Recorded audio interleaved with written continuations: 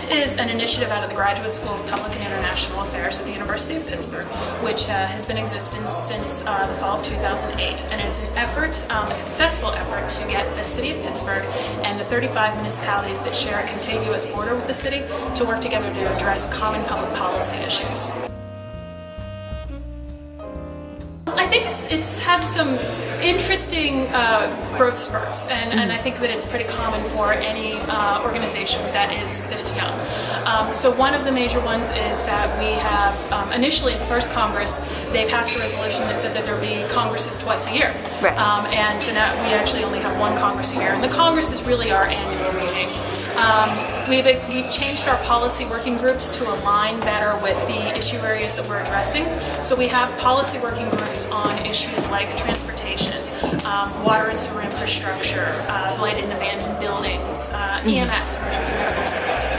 And of course, one of the major things that has grown too is at the first Congress they passed 28 resolutions. Many of them were organizational in nature, what's our mission statement, all of those sorts of things. They adopted 2 policy issues at that time, water and sewer issues and transportation issues.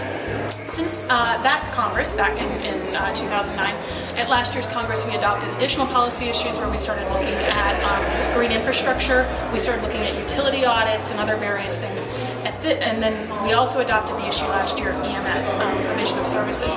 At this year's Congress we're going to adopt, well, we'll see. We have slated for consideration, I believe, 32 resolutions. Wow. And we're going to be hopefully adopting the issue of working with issues around blighted and abandoned buildings. So that the issues keep growing. That doesn't mean that we're not working on the issues we originally adopted. It's just they grow as we work on them. Like any organization that's trying to work with policy issues that are just enormous, that affect many different political entities, I think that one of the things that we should be thinking about working on and that we will be working on is to make sure that we don't lose sight of the issues that are pervasive, the issues that are hard to tackle, and not just go towards issues that might be easier to accomplish. So looking at how we can work with the Port Authority to really address the funding crisis that they're facing and continuing to do that. That's not an issue that's going to be dealt with in 1 year or even 2 years. That's a long-term issue that the representatives of Connect, these locally, municipal leaders, know that won't be done right away. So just keeping moving forward in that way I think is very important for Connect. Emergency medical services obviously is a very important public safety service, and it impacts all of the Connect communities as well as every municipality. So what we've been doing is educating the local officials on some of the challenges that EMS faces in Pittsburgh as well as the neighboring communities. So today we're asking for their support in recognizing our challenges and working together as a group to try and solve the challenges. This has started out as a great forum for all the communities, Pittsburgh and the communities that touch Pittsburgh, to begin to work together. And just having the give and take, small municipalities, bigger municipalities, working together for common purposes has been a great thing, and it's shown great leadership for our urban core that we're able to solve problems and work together doing so. It's important because the municipalities that are contiguous to the city of Pittsburgh, I believe they're about 37 in number or so, even though we have separate jurisdictional boundaries, we do have intersecting infrastructure, we do have intersecting policy issues and those kind of things that do not respect municipal boundaries. So I think it's very important that all of us do cooperate in an intergovernmental cooperative arrangement.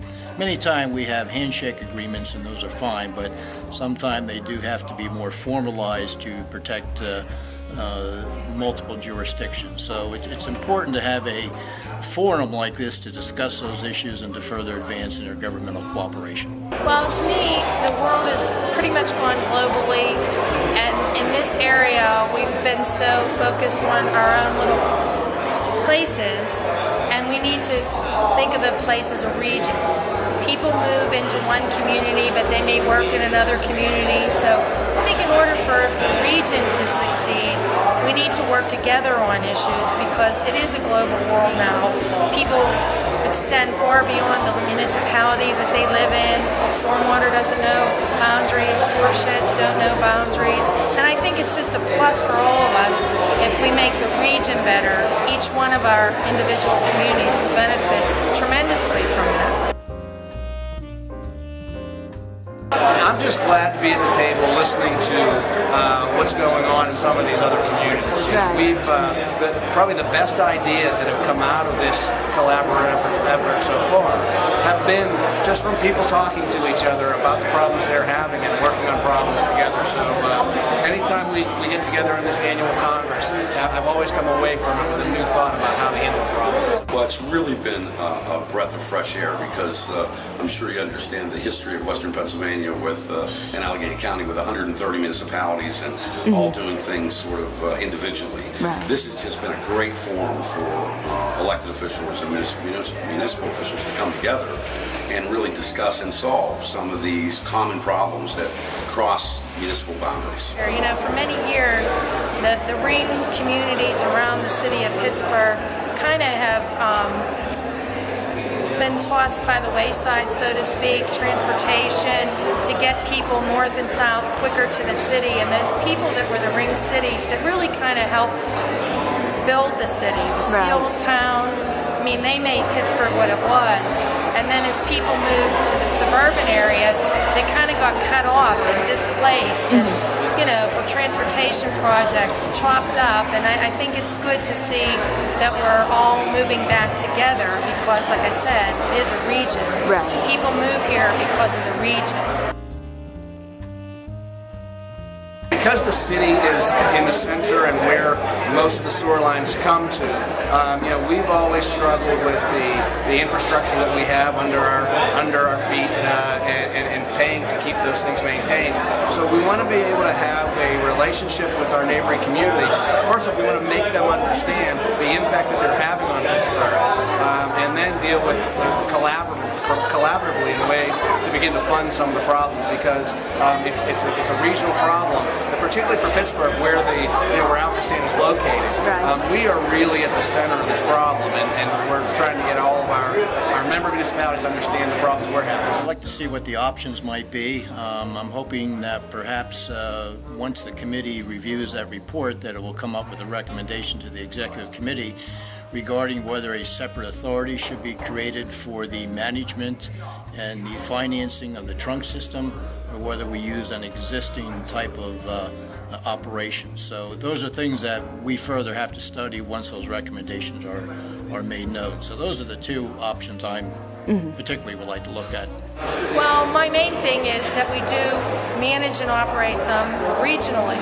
You know, coming from our perspective, we're at the very bottom of a sewer shed, and numerous communities upstream sewer into our community, and then we connect to Alcoasand, and there's problems and issues with capacity all along the way. And if we don't address them individually, the numbers are huge. They're staggering what they're talking about. Millions, perhaps billions of dollars. I think that the best spent, if we look at the whole system, to spend the monies where they make the most difference instead of on an individual basis. You know, we've been working on the EMS for a long time, and working to try to begin a new funding stream for EMS, and we've been working with our local nonprofits, our hospitals, and our universities to try to help fund that.